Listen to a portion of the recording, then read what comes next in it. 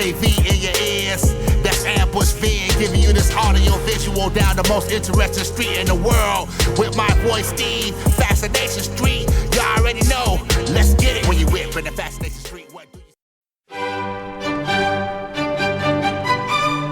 Hey Streetwalkers, this is a throwback episode with guest Katie Herzog. Katie came on the show last December and we got to know her and the book she was working on. Well, that book just came out this week, so I thought I would run the episode again. Also, we're giving away 4 copies of her new book, which is called Drink Your Way Sober, the science-based method to break free from alcohol. Listen to the episode to find out how to win a free copy. Now, on with the show.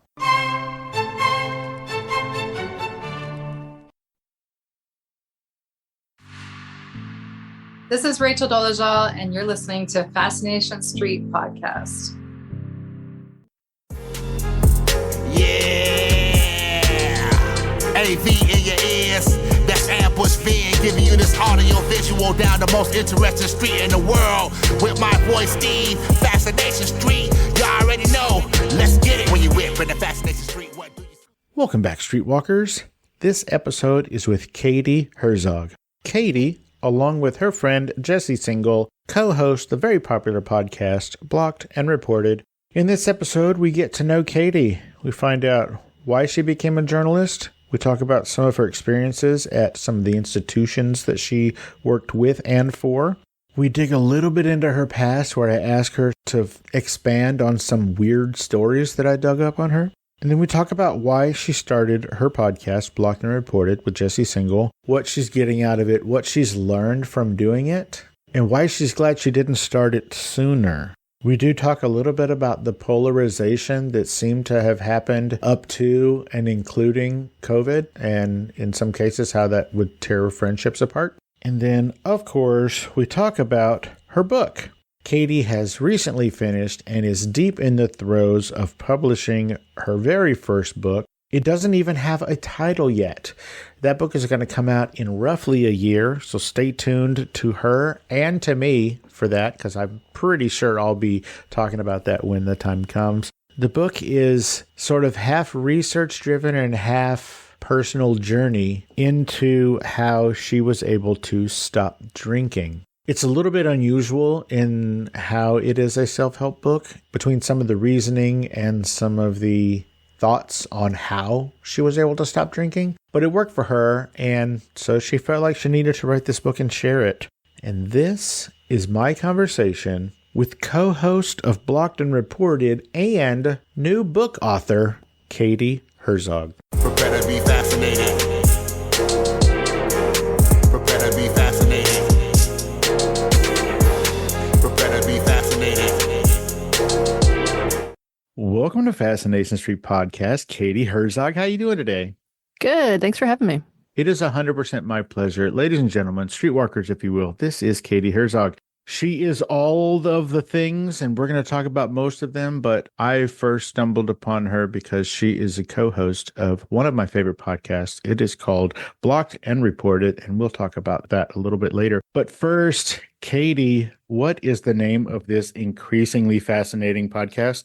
Fascination Street podcast. Reading the sign behind you. I got it. I passed the test. All right. Katie, what I like to do is I like to start from the beginning. It helps us understand how the guests got from where they were to where they are. So where were you born and raised? Where'd you grow up?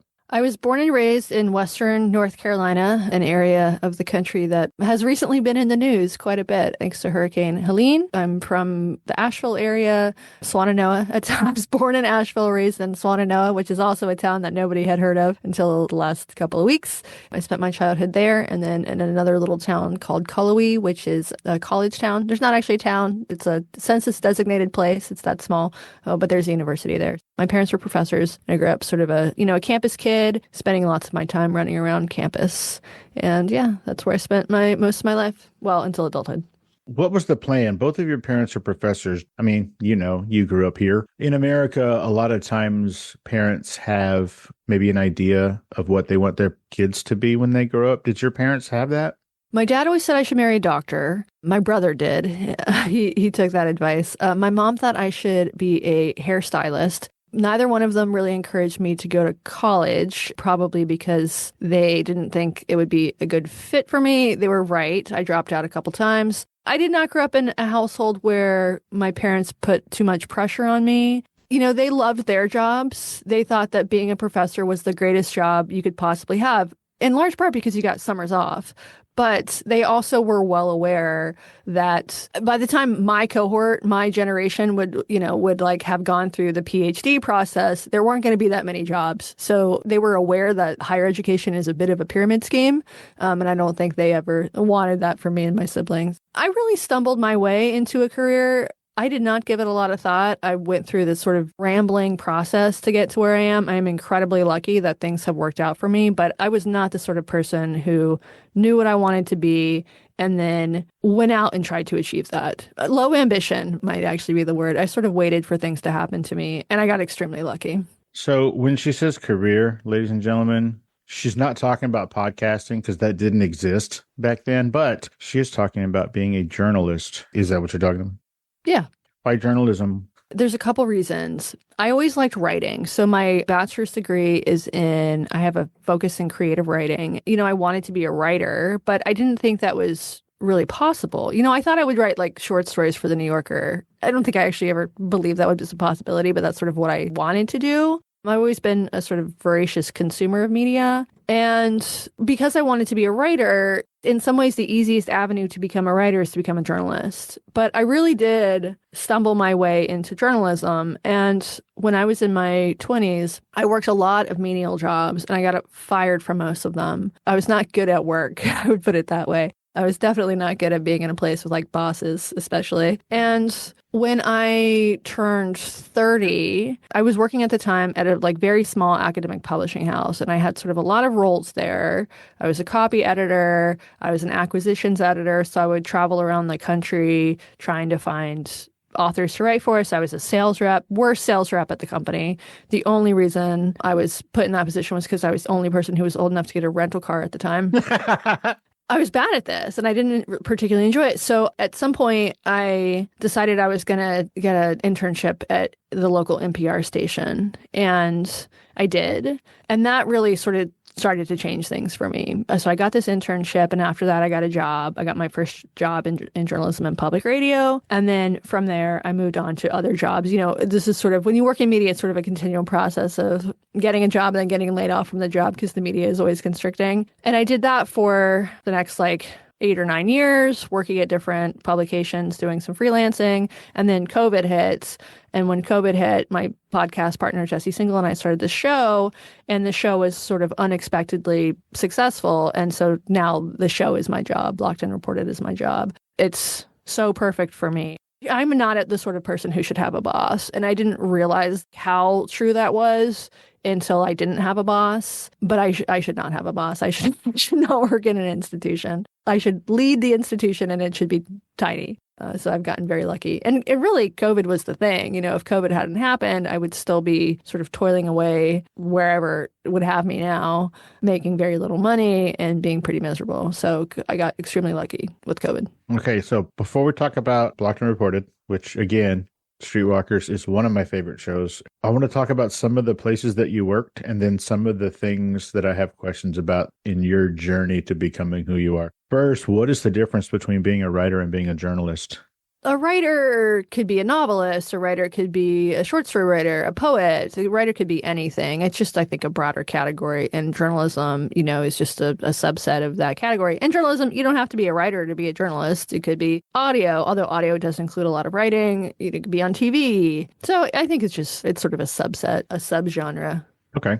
You have worked with or for a bunch of different organizations, but some that come to mind are The Stranger, The Atlantic, Reason, and you post a bunch of stuff on Medium, specifically a quarantine advice column called Apocalypse Ant. An outlet published that. That wasn't specifically through Medium, and I'm not remembering the name of it right now. So I was a staff writer at The Stranger. The other publications are just places that I have freelanced for.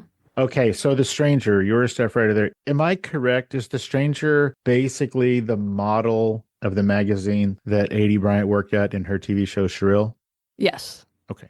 It is literally that because the show Shrill was written by Lindy West, who was a former Stranger staffer as well. Oh, interesting. I have a weird tangential relationship to that show that is not a relationship at all. Mm-hmm. One of the people on that show, one of the actors, shares the last name as I do. And my wife and I were watching the show, and I was like, I saw the name and I was like, get right on out of here. So I reached out to that actor to see if that person would be on my show. And there was about 2 or 3 days that went by between me reaching out and me getting a response. And during those couple of days in between, something pretty tragic happened in Minnesota involving some police violence. Mm-hmm. And that actor is a person of color and reached back out to me. Like, even though I reached out before the event, by the time they read it and reached back out to me, they sort of basically asked, how dare I at a time like this? I was like, take it easy, bro. So I guess that guy's not going to be on my show. I guess not. But I did enjoy the show. How accurate do you think that? Did you watch the show?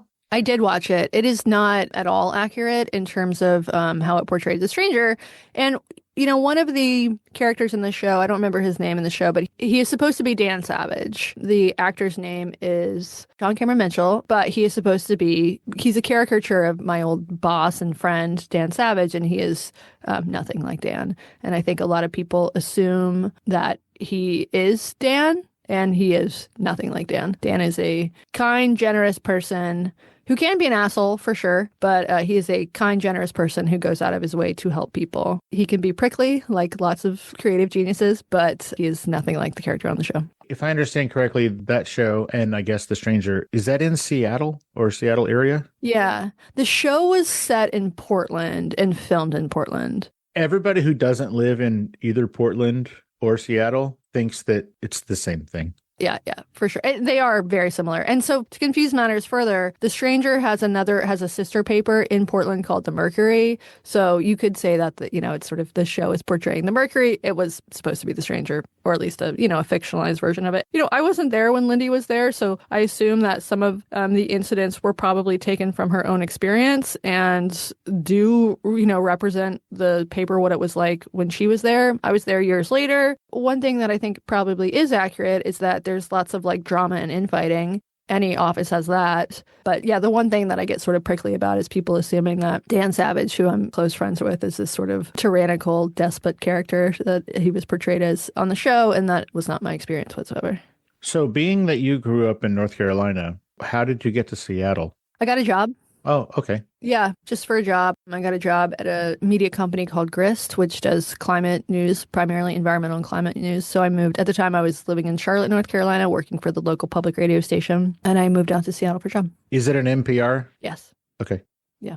What were you doing for NPR? I was doing social media and like web production stuff. So I was a digital producer doing some sort of little audio projects, but mostly I was working on the computer side. Gotcha.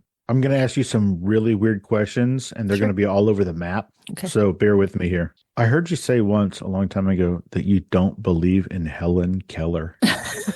Can you tell me what the hell that means? This shows you the limitations of my own creative minds. I'm not a very creative thinker. I cannot conceptualize how someone can have no experience of sight or sound, how that person could even conceptualize that sight and sound exists. So I'm trying to imagine, how would you think? How would you have an inner monologue, right? If you don't have language. Obviously people do because deaf people think, but I cannot conceptualize it myself. So the idea of Helen Keller living in this world where there's no sight, there's no sound, it's like being in a cocoon or something. And then someone writing on her hand, and somehow the movement of the lines on her hand or dripping water on her hand leads to her developing this incredible brain power. She was an actress, she was a communist. Like, how do you get from dripping water on someone's hand to all of the concepts that she was later able to understand? This is my flaw. I'm the one who cannot imagine Helen Keller. She probably exists. I just don't entirely buy it. So do you think that maybe that the person existed, but... Oh, she existed. Maybe there's some lore that is Yes. not entirely maybe accurate? Yes, or she was faking it. Who knows? All right, cool. Thank you for that random question. I'm sorry about that. Both of your grandmothers were struck by lightning? True. Yes, both of them were. In two different states? Two different states, one in New York, one in New Jersey, at two very different times. One happened in probably, God, like, I don't know, the 60s, and then one in the 2000s. Did both of them survive the strike? Both of them survived, but my maternal grandmother, so she was old when she got struck, and it led to, a slow decline in her health. So I think causally, it probably killed her, but it was like several years down the line. Got you. Sorry about that. Are you scared that you're next? I'm not. I'm not going to go under a tree during a lightning storm. I know better than that. Oh, well, that is a good tip. What is the name of your blog? Do you or did you have a blog? I did. I will not tell you the name of it. Oh, fantastic. I had a blog in my 20s. It doesn't exist anymore. I have had it wiped from the Internet Archive. That's impressive. Yes. Well, it's not impressive because anybody can wipe things from the Internet Archive. You email them and you prove that you have ownership of this internet property. And I do have mixed feelings about that because, as a journalist, I use Internet Archive all the time. People try to wipe shit from the internet all the time, and I go back and I find what they are trying to wipe. So I do have some ethical qualms about using it. In Europe, they have these right to be forgotten laws, and this is sort of different because there, I might be wrong about this, but I believe you can sort of force other properties to take down what they've written about you. I'm opposed to that. But, blogging in my 20s was like keeping a diary, and now I'm in my 40s. I don't want anybody to read that diary. This is going to sound like maybe the dumbest thing you've ever heard somebody say. There's an Internet Archive? That's a real, like an actual... Well, it's a website called the Internet Archive. It's like waybackmachine.org or something like that. And it crawls websites. It takes essentially snapshots of them. I could look at your website and find out what it looked like 5 years ago. But if you want your website excluded from it, then you can easily do that. And this has led to some sort of funny conspiracy theorizing. So I assume you know who Taylor Lorenz is. Uh-huh. Yeah, only because of your show. I'd never heard this person before. Very famous in the media. She's a former staffer at New York Times, The Atlantic, The Washington Post. She has recently struck out on her own and she's on Substack. But Taylor's tweets cannot be archived. And the reason for this is because she has had the Internet Archive exclude her tweets. She has them auto-delete. This led to this bizarre rumor that the reason is because her uncle owns the Internet Archive, so she was getting some sort of special accommodation. No, her uncle does not own the Internet Archive. Literally anybody who owns an internet property and can prove it, you email them and you say, take this off of your website, and they will do it. And that's what I did.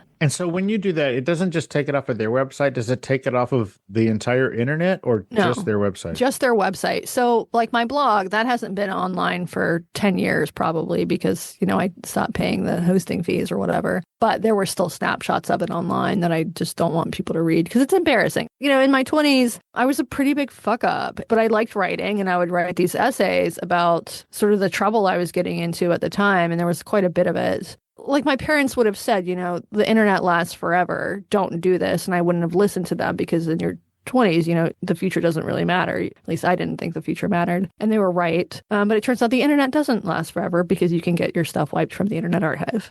You said in your 20s you were a fuck up. I'm going to ask you about some of those fuck ups. Mm-hmm. Am I taking crazy pills? Or in a previous life, did you dance on stage with a band, but you only had a mascot head on? Well, sort of. So yes, I wore pasties, so I was topless, but my breasts were covered with these like stickers basically. And I wore a horse head mask. The band was called Shit Horse. The band was pretty fantastic, actually. The front man recently died. His name was Danny Magic. He was an older man. Yeah, I did stuff like that. It's funny now because people who meet me now are like, I barely leave my house. They think I'm an agoraphobe. Definitely not fun, but I was very fun and I would do pretty much anything. And so if a band needed someone to dance topless with a horse head mask on, I was the natural first candidate because I would say yes to just about anything. What changed? I quit drinking. I mean, that's a big part of it. That's a part of why you barely leave your house, just because you don't drink?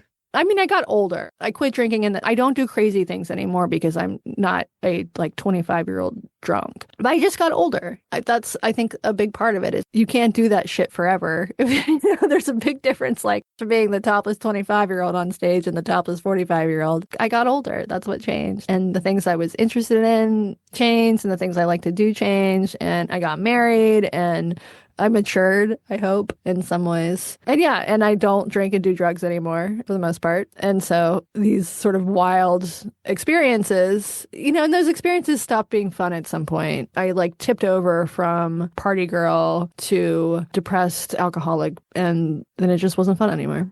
That sounds like a blast. Were you ever in a band yourself? No, I never played any instruments. That was the only band I was in. Okay, what in the world made you agree to play ultimate frisbee at one time in college? I don't know how you found that. I just played like pickup ultimate frisbee. Pickup? I was never good at it. That's why I said the one time. Why did you do it? Were you drunk? I probably was. I usually was. This is the last weird thing I'm going to ask you. Maybe. I doubt it, but maybe. Okay, being from San Antonio, and San Antonio is famous for the breakfast tacos, I take great pride in the fact that I can unwrap, add salsa to, and eat a breakfast taco while driving without making a mess. That said, I heard that way back in the day, you could drive a stick shift and roll a joint at the same time. Is that true? Oh, absolutely. I could probably still do that. I could steer with my knees. Yeah, I would not get into a car unless I was smoking weed for many years. It is shocking that I've never gone to prison or jail. Yeah, I'm very well versed in the art of rolling joints. Not so much anymore. Now, you can buy that stuff from the store, pre-rolled. Sure. Yeah, where you are, maybe not here. Okay, even though you're fairly anti-authoritarian, according to you, you have sort of always dreamed of being a cult leader. What are the top 5 things that you would make a part of your cult? 5. Wow, that's tough. Okay, 3. Okay. I've never actually thought about this. I think if I were going to be a cult leader, I would force everyone to be vegetarian. I am not myself vegetarian, but I think within the bounds of the cult I would, because you need to exert some sort of authority. And I think that would be a way to do it. And we could do it under the guise of animal protectionism, animal welfare.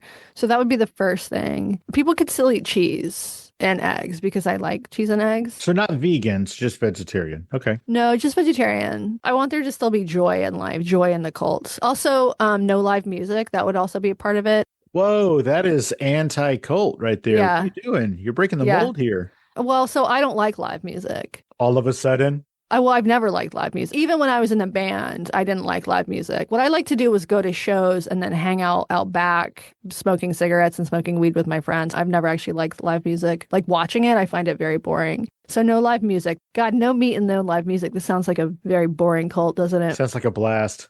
It does. What else? We'd have to come up with some sort of some godlike figure. So I'd probably have to think of some sort of theology that people could follow. Some sort of a poodle type dog? Yeah, the cult of moose. Or, one of the founding tenets of the cult could be Helen Keller trutherism. That'd be popular. I love that. This really is the last weird one. Did you really buy a piece of Rachel Dolezal art? My wife did. I own it. She used my money to buy it, but yes. Rachel Dolezal is quite the artist, so we have a print of hers. It's like sort of a Last Supper scene. I keep meaning to frame it. It's just rolled up in a corner somewhere. You have no way of knowing this, and nor should you care, but she is a 2-time previous guest of my show. Really? And considering the conceit of your show, if I understand it correctly, I think you might enjoy her first appearance on my show. She actually gets to tell her side of the story uninterrupted, basically, by people who might have an agenda. It's pretty sick. I should listen to that. I find her fascinating, and I feel bad for her, frankly. I'm just waiting for the entire internet to issue her an apology. Never going to happen.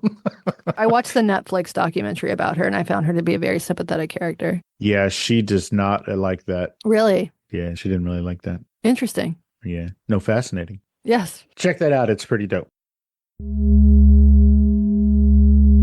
Hey, Streetwalkers. Here's a word from our sponsors. As announced in the introduction to this episode, there is a giveaway. Katie and I are giving away 4 copies of her new book, Drink Your Way Sober, The Science-Based Method to Break Free from Alcohol. For your shot at winning one of those copies, share this episode on Instagram and tag Fascination Street Podcast and Katie Herzog. Katie Herzog can be found on Instagram at Kitty Purzog, KITTYPURRZOG. Share this episode, tag both of us, and I will select 4 winners and DM you for shipping information. Thanks for listening, and good luck. Let's get back into it. Back in June of 2020, you said, and I quote, "I feel increasingly out of touch with the people I know because I do things like listen to the Fifth Column podcast and read people like John McWhorter and Coleman Hughes, while all my well-meaning progressive friends are reading Robin DiAngelo and Ta-Nehisi Coates and getting totally different messages about the way the world works. It feels very weird to be out of step with basically everyone I know." What made you feel this way, and do you still? Well, I don't remember what was going on when I tweeted that. You said it was 2020? Yeah, June of 2020. Well, that makes sense. That was a very strange time for all of us. My entire adult life, my sort of friend circle, the people that I spent the most time with, they've always been liberal and radical in many ways. I was friends with anarchists. Well, you grew up in a college town, right? I mean, I grew up on campus. My parents are really liberal, but we were sort of outliers within my area. Like, I was maybe the only person in my third grade class who hadn't been baptized. But, I went to college in a liberal town. After that, I went from Asheville to Portland. And so I found myself in 2020 consuming different media than the people around me. And just because it was COVID, like, I was seeing all of this through social media. And so my friends were doing this sort of self-flagellation about who they were in ways that I found really weird. Of my friend groups, nobody else seemed to be saying, like, wait, this is weird. So there was just a lot of groupthink, and I just found it all simplistic, and it was like everybody had joined a cult all of a sudden. I had all of these friends who I hadn't seen in months because of the pandemic. I lost my job. Kids are out of school. And I just found the whole thing really fucking bizarre. I think it was bizarre. I think most people who were involved in this were well-meaning, but I just thought, this doesn't add up. And voicing that made me extremely unpopular among many of my friends, former friends, I should say. Let's just say that you and all of your friends are walking down a path, and then they went one way and you kind of went the other, like intellectually. Well, what do you think made you choose the other path? Like, how come you didn't go down the same path as them? I mean, the real reason is because I got canceled because I wrote this article in 2017 about detransitioners. And after that, there was this really negative reaction among my peers, among my friends, both online and off. I got very thoroughly canceled by friend groups. People were burning stacks of The Stranger and sending me videos of it. There were stickers around Seattle calling me a Nazi. I had a really bad experience. And that experience led me to say, my people are wrong about this. They're wrong about me. They're wrong about this article that I wrote. What else are they wrong about? And it expanded my mind in a lot of ways. And I became part of this, sort of ecosystem of what is now called heterodox thinkers, which I don't like that labeling because my political positions are extremely normal. So I don't really like the labeling, but that's what happened is I was kicked out of the club and I found new friends, people who were talking about these things in a way that I had never heard before because I lived in a bubble. So that's what happened. I broke out of my bubble. And that's why I think everybody should be canceled. It'll open their eyes a little. Best case scenario. I mean, things have changed a lot since 2020 as well. A lot of the same people who I would have considered sort of compatriots at that time, some of them have gone absolutely crazy, which has been interesting to see and was probably always inevitable. But yeah, I think that's the difference is that I had this experience that sort of shook me out of my bubble. Okay, now we're going to get into Blocked and Reported. Is that cool? Sure. Blocked and Reported is a podcast hosted by Jesse Singal and Katie Herzog. It first came upon my radar because, if I remember correctly, this was so long ago. I think that on Barry Weiss's podcast, honestly, I think she ran maybe an episode of Blocked and Reported or a commercial for it. I don't remember which. I'm pretty sure that's how I found you guys. I just downloaded everything and I started from the beginning. I will say that maybe y'all can do a primo where y'all just go back and listen to maybe the first few episodes because they're wildly different. Are they? And God love Jesse, but a lot of what he says doesn't age well. I'm shocked, totally shocked. Jesse Singal wrong about something? Yeah, I should do that. That's a good idea. It would be fun, I think, for the listeners, because, a lot of people who start listening to a podcast or even subscribe to become a primo or whatever, they don't go all the way back to the beginning. Yeah, thank God. I really love to do that because I get to see how you ended up where you are as far as growth and the nature of the podcasting itself. But I found this description from, I don't know what this is, but Muck Rack. This is what they say.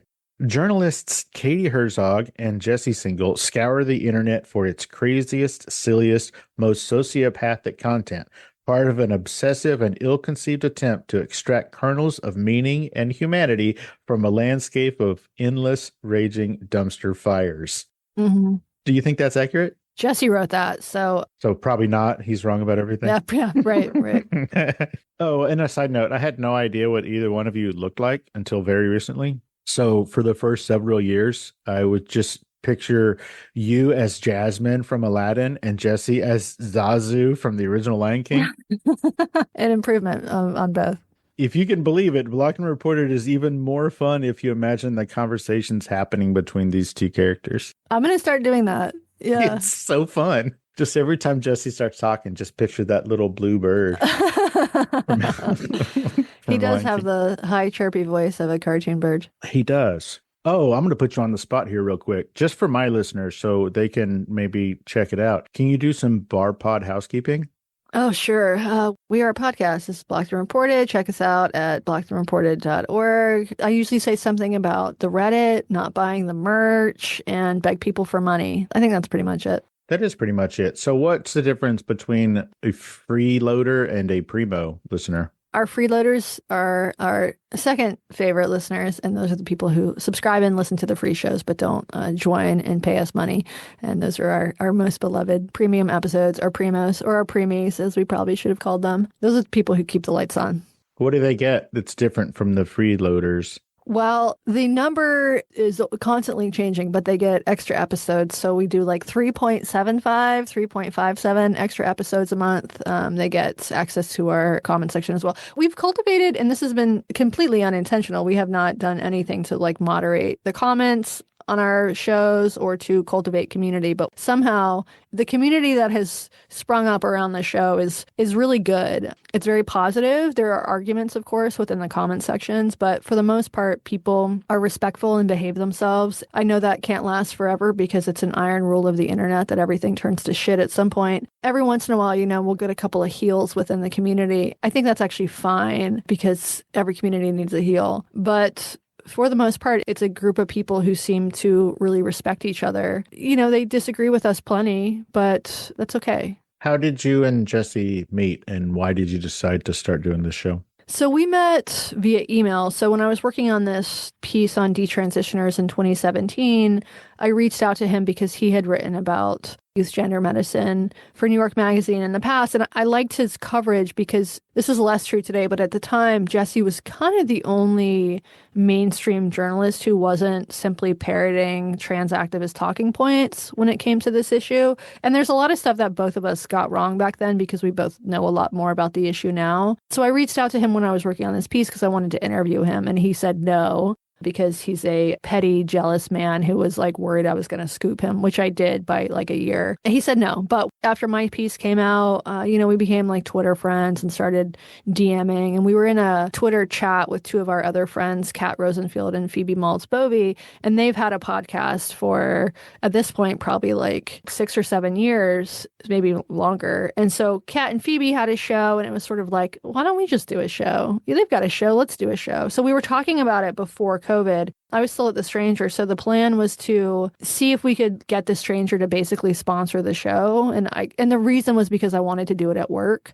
I didn't want to like have a weekend project. And so The Stranger would, sell ads, and we would basically I was an employee. Jesse would basically be like a contractor for the paper. And we never got off the ground, thank God. That would have been an absolute disaster. And then COVID hit, and so we just decided to go ahead and do it on our own. Why do you think it would have been a disaster had it gotten off the ground with The Stranger? Well, for one thing, they would have gotten all our money. So we would have been like doing this project and not seeing the rewards of it, which I think would have made me resentful and I would have quit. The bigger issue is because I would have been hamstrung. We would have been hamstrung, not by management. Management at The Stranger was always very supportive of me, and I could say whatever the fuck I wanted. But my colleagues there, the other writers and people who weren't writers, people on like advertising and whatever, the sales department, whatever, I think they would have not wanted to associate with us. I know that would have happened because people at the paper didn't want to associate with me. And so if you add Jesse into the mix, it would have just been a disaster. So it just would have been a huge headache. And then they would have been taking all of our money and using it to pay the staffers who hated us. So thank God for COVID. It really saved my ass. During your tenure at Blocked and Reported, what stories stand out to you as either you got it 100% right when it first reported it, or you were 100% wrong, like based on research for the show? Not when you guys first reported it, but like the show, you guys kind of cover some stories that maybe are reported a little bit, let's just say too fast in regular media. Yeah.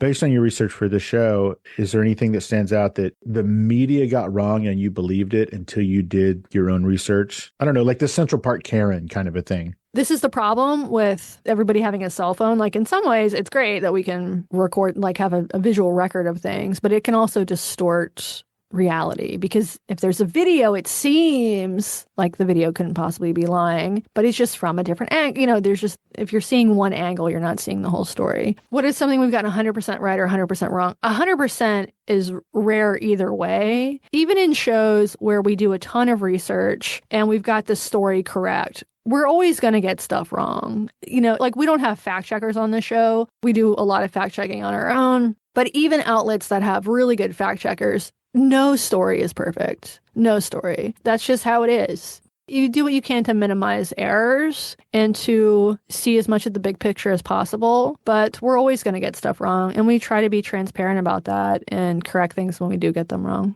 As far as cell phones and camera videos and all that we just see all over the place now, and the first thing we do is believe it because we're seeing it with our own eyes, the first thing that I always ask myself is, what made that person turn on a camera?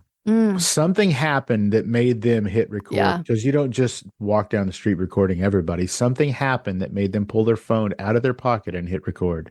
That's a really good way to think about it. I always try and ask myself, why does the video start right there? Right. What was the thing that precipitated the video being turned on? Right. Yeah, I'm going to start thinking about that. That's really good. I'll check you out. Okay. Has Blocked and Reported changed how you view news stories that you see in the bigger medias? I don't know if Blocked and Reported has, but my experience online has for sure. My experience, going back to this detransition piece, I'm a much, much more skeptical consumer of news than I used to be, which is, I think, a good practice to be in, but you also want to temper that as well. And I've seen this in recent years, people who sort of started out where I am being skeptical of the mainstream narrative on some things, maybe it's BLM, maybe it's trans stuff, whatever, who a couple years later are, questioning if the earth is round. You can really go down that rabbit hole too far. And so that's something I have to sort of continually temper. It's like the media does get stories wrong all the time, but that doesn't mean that every story is wrong. I heard a famous podcaster say, it's amazing how much you believe the news and the media until they write something about you and you see how much of it that they got wrong. Totally. And then it's hard to believe anything of the media. Yeah. Yeah. No, this is absolutely true. Hey, Streetwalkers, here's a word from our sponsors. Let's get back into it. Over the past few months, Katie, you wrote a book. I did. What's it called? The title is not set in stone right now. The working title is Get Free, the science-based way to drink yourself sober. Is this your first book? It is. First and hopefully only. I'm not doing that again. Why did you decide to write a book? Okay, so it's a self-help book, which is sort of hilarious. If you know me personally, that I would be the sort of person who would write a self-help book. I have barely read a self-help book in my life, and now I have written one. So a few years ago, I did what is in the title of the book. I drank myself sober. I took a medication called naltrexone. This is a medication that's been FDA approved for the treatment of alcohol use disorder for 30 years. It is known among specialists and clinicians, but it is barely known among the general public, and it can be very effective. So I took it in a really particular way. It's called the Sinclair method. And so you take this drug, it's an opioid blocker, and it blocks the euphoric effects from alcohol. And so what I did is I would take this drug and then I would wait an hour and then I would drink alcohol. And over time, and in my case, it took about 8 months, over time, I reached what is called pharmacological extinction, which is a weakening of the associations between alcohol and pleasure. I drank myself into a state of not liking alcohol. So it doesn't make you sick like some medications do, but it just makes you not enjoy it? Right. So there's medications called antabuse, which works on the principles of essentially aversion therapy. Antabuse was the first medication approved for alcohol use disorder. And in the early days, the dosing was way too high and people were getting, people even died from antabuse. So if you drink on antabuse, you get really violently ill. So people don't do it. So that's the idea. So that doesn't tamp down the craving. It just up the consequences. Exactly. And it can, over time, if you have this repeated experience, which you're not supposed to have because it makes you so sick, it can make you quit drinking. I've talked to people for whom antabuse worked really well, or a combination of antabuse and naltrexone. Naltrexone reduces cravings itself. And there are other drugs that do the same thing. There's one called Camperol that does that. So there's various different drugs that pharmacological solutions to the problem of alcoholism, which is, of course, a massive problem worldwide. And in the culture, we have this idea that the only way to treat alcoholism is sobriety, typically through programs, typically through like rehab, and then programs like AA and other 12-step programs. And those absolutely work for a lot of people. They absolutely do. They save lives for sure, but they don't work for everyone. And medications can be really effective. And so the book is about my experience with this medication. It's about the science behind it. It's a collection of all of the information someone needs to know from like day one until the end of this process, what to expect in terms of side effects, how it's going to make you feel, what else you need to do, things like habit change, dealing with bad shit when it comes up, when alcohol's out of your life. So it's about that. And it's a work of journalism, so it's not just like sales and self-help. The book is rigorous and it's no bullshit. So I'm not just trying to sell this drug. Like, I don't work for the drug manufacturer. And it's a cheap generic drug anyway, so it won't cost a lot for people to invest in. So it's about that. It's about the history of it. It's about how we came to a place where what the general public knows about alcoholism is that it must be treated with abstinence only. There's some history in there, a lot of interviews. So yeah, it'll be coming out a year from now, actually. A year from now. The book is done, but it takes like a full year for the production to happen, unfortunately. So this book is a mixture of interviews and research coupled with your journey taking this medication? Yes. It's like part memoir, part self-help, part journalism. Why did you feel that this book needed to be written? Because I have seen a lot of people suffer from alcoholism, which is not a term that clinicians use anymore. They use the term alcohol use disorder. But, I spent a lot of my adulthood in really heavy drinking communities. And I knew a lot of people who've died. And I know a lot of people who are not dead, but who are really, really suffering. And I found this solution that worked really well for me. And I felt like it was really my responsibility to do what I can to tell the world that there is another possibility. And in fact, that getting sober doesn't have to be painful. So the conventional wisdom is that this has to be this sort of wrenching, painful process, really shameful. You have to do all of this introspection. You have to confront the things in your life that make you a drinker. And I just don't believe that. I don't think that it has to be painful. I don't think it has to be wrenching. I think it can be really an almost joyous process, the act of getting sober. And the thing about naltrexone is that, like, I used it to get sober. I don't drink anymore. But some people use it not to get sober, but just to take control over their drinking. So you can still be a moderate drinker. And this idea that the only solution to alcoholism is abstinence, that kept me drinking for many years longer than I needed to, because the idea of abstinence was so intolerable to me that I just didn't try. If that was the solution, I didn't want it. It turns out that I actually love being abstinent. I love being sober. I feel like right now, like when I have a problem right now, I feel like there's this like one little trick to solve this problem because I'm sober. I'm not trying to deal with shit under the influence. Like I haven't handicapped myself. So it turns out I really like being sober. But the idea that the only solution to this problem was to never have a drink again was so intolerable that it just kept me drinking for many years longer than I needed to. And so I want people to know that that's not the only solution. So that's why I decided to write the book.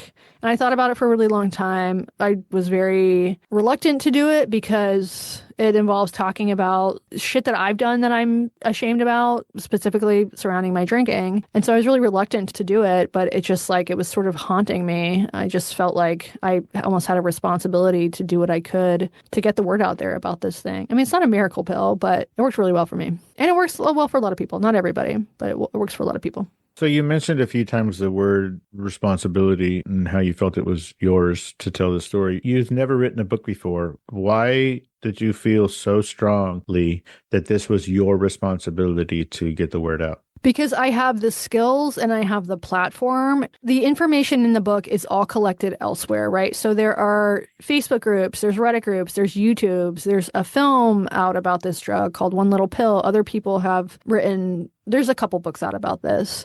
So the people who are doing this, they've collected all of this information, but it's scattered in different places, right? And so I wanted there to be one place where someone could just go and get all of the information that they're going to need, rather than spending years lurking on Facebook groups to figure out what happens on day 6, on day 12. I wanted there to be one place, one easy place for people to go. The truth is, earlier this year, I had a dream, and I don't totally remember the dream, but I woke up from the dream, and in the dream, it was like, this is your imperative, write this book. And I woke up and I started writing the book that day, and I wrote it really quickly. So it came to me in a dream. I'd been thinking about it for a long time, but at some point, something just switched, and it was like, I just have to do this. I just have to do it. I think before I ever heard you mention it on Blocked and Reported, you did an interview with some other podcast. Yeah. But here's the thing. My friend sent me that interview. Like, he was like, oh, you got to listen to this. And I listened to it and I was like, wait a minute, I know her. Mm-hmm. But you never said your name during that episode.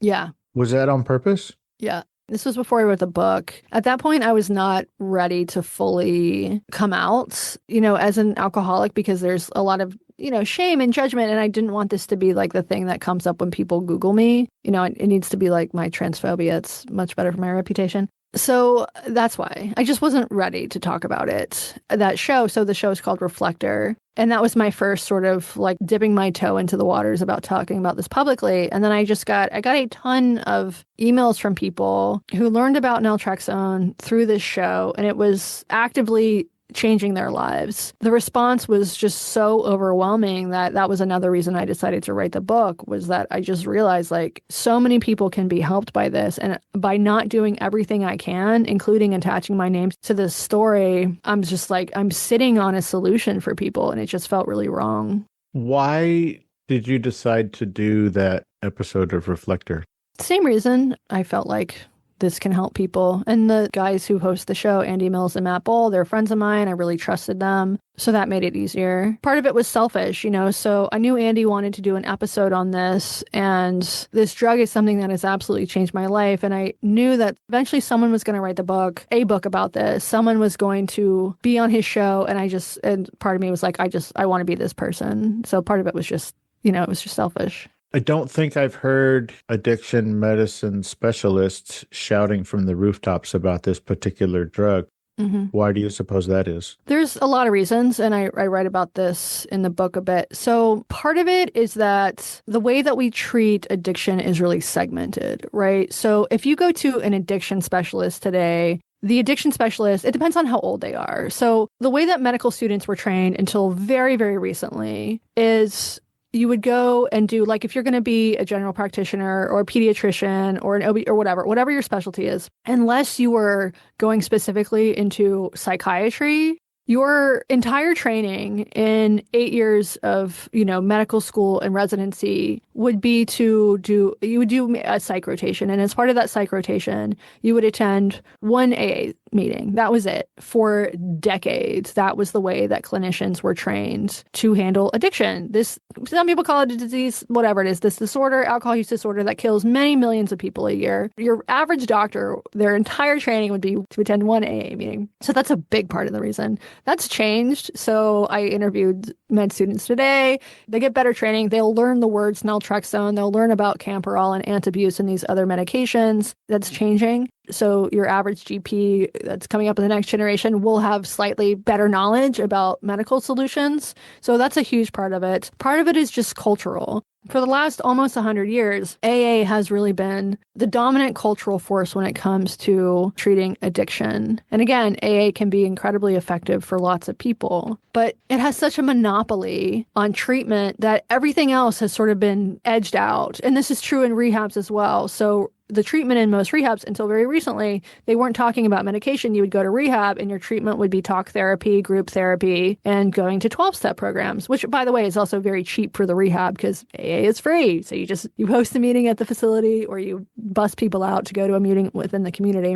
And I'm not a conspiracy theorist. I think part of this is, sort of this organic process. There are some people who say this is an effort from big rehab to keep people addicted. I don't actually believe this. I think it's much more organic. And I think part of that reason is because people who go into addiction medicine, counselors, drug counselors, tend to be people who've been there themselves. And if they got sober through AA and 12 steps, that's what they're going to lead their clients to do. And another reason is that naltrexone itself is a very, very cheap drug. So it's a generic.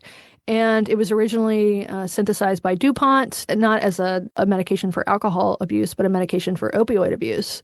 And it just basically never took off. I talked to a drug rep from DuPont who was there in the 1970s and 80s when they were trying to sell it as a medication for opioid abuse. At the time, methadone had come on the market, and methadone was so popular that they basically just couldn't get any uptake. Methadone had captured the market.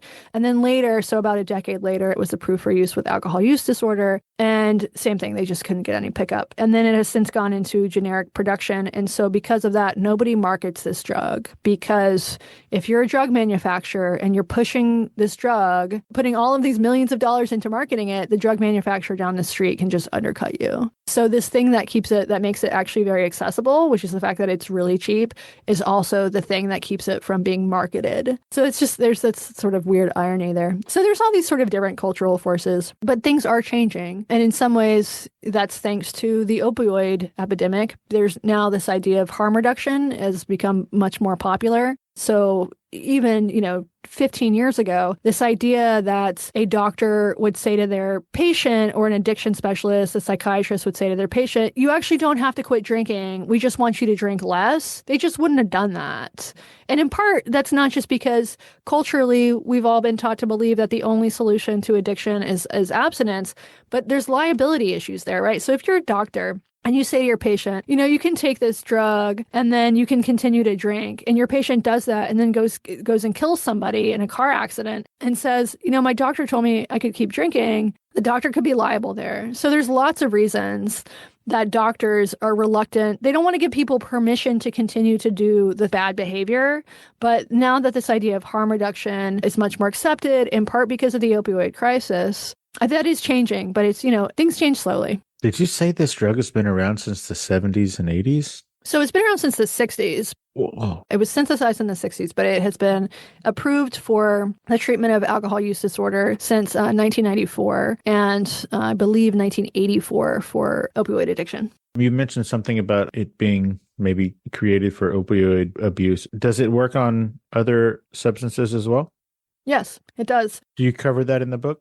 I do a little bit. It's FDA approved for the use for opioid use disorder, although I think it's not as effective as things like Suboxone, at least for opioid use disorder. I don't actually know about the research on that, but Suboxone is extremely effective. And then there's ongoing studies on naltrexone for even behavioral addictions like gambling, nicotine, cocaine. So research on that is ongoing. And, the other drug that is now increasingly showing similar effects is Ozempic or whatever the active ingredient is, which I'm blanking on the name at the moment. But I think that'll change things as well. It's sort of ironic, like this is America. We love to treat anything with a pill. If you have a fidgety kid in a second grade classroom, give them speed. But for whatever reason, this alcoholism, this thing that kills many, many people every year, we've been really reluctant to throw drugs at it, even though they can be really effective. Interesting. I was going to ask if it is a corollary to Ozempic. So I'm glad you mentioned that.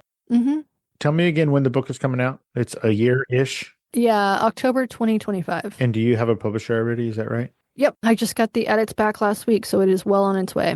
Aha, it's a race and Jesse's losing. He is losing, yes. Katie, tell everybody where they can find you and more about you and where they can go to find out when this book is going to come out. I guess my podcast is really the best way to find me. It's at blockedandreported.org. I'm on Twitter. I try not to tweet as much anymore. It's not good over there. Yeah, and also you're not that easy to find on Twitter, so don't even look for her, guys. Yeah, don't bother. It's not worth it. Yeah. So the podcast, Blocked and Reported, it's been, 5 years? 4.5 years? 4.5 years, yeah. And it is available everywhere, Spotify, iTunes, all the things. I guess we say Apple Podcasts now. True. Is it on YouTube? It is not on YouTube, no. Any particular reason? You can do it audio only. We put a few episodes on YouTube and it just wasn't worth the effort. That is the truest statement I've ever heard about podcasting. And it drives me crazy. Because on the one hand, everybody says you got to be there. But then on the other hand, nobody cares that you're there. Exactly. Okay. So, Blocked and Reported, it's everywhere. Listen to it. It comes out a lot. It's all the time. And like she sort of alluded to earlier, she said something like 4.75 or whatever she said. What they do on one episode a month is basically in the middle or so of an episode, they'll cut it off for the freebies. And then the rest of the episode, you only get to listen to if you're a Primo subscriber, as well as a few other ones that are for Primos only. I love it. Don't stop doing it. It is a lot of fun and it is eye-opening in several different ways. Plus the dynamic between you two, Jasmine from Aladdin and Zazu from the original Lion King, is something to witness for sure. So thank you guys for doing it and don't ever stop. Is there anything I didn't ask you about or we didn't talk about specifically that you wanted to talk about today? No, I don't think so. Katie, thank you so much for taking the time out of your busy day and your hectic about to drive across the country while you're in the midst of editing your book and producing one of the most successful podcasts on the planet schedule to hang out and let us get to know you a little bit better on Fascination Street. I really appreciate it. Thanks for having me. It was 100% my pleasure, and you have a great rest of your week. All right. Good to talk to you. Bye-bye. Bye-bye.